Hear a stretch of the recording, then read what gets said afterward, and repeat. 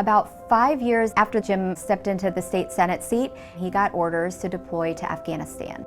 So Jim said, someone needs to fill my seat while I'm gone. You should do it. You should run for that. I thought, you've lost your mind, because at that time we had an infant and then two that were like 4 and under. And I did not think that the Lord would call me to run, but he did. As it turned out, it was really a life-changing experience.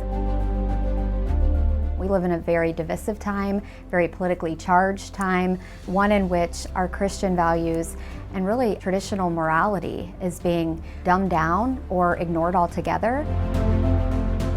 Men and women serving in elected office who have a Christian worldview are few and far between in many cases, and that can be a lonely place.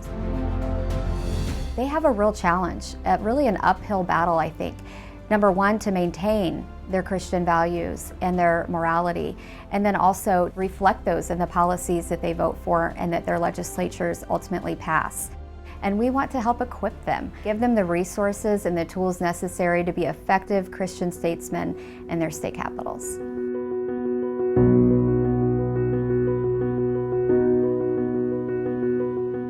When I served for a short time in the Indiana State House, I remember feeling like I want to speak out. You know, I know what's right on this policy topic, but I feel less sure of how to articulate it well. And so I think that's where our Statesmen Academy comes in, because we're that resource that so many of these legislators are looking for that they didn't even know was available.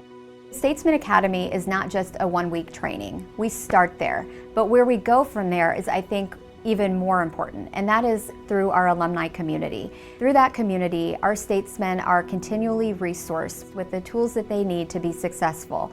They're given model legislation, talking points, media training, statistics and research, real things that they can use in their offices to advance the goals and the values that we all agree on. The Statesmen Academy up to this point has been able to train 25 to 30 men and women each year. We would love to grow that number. That is going to multiply into effective policies, God-honoring policies.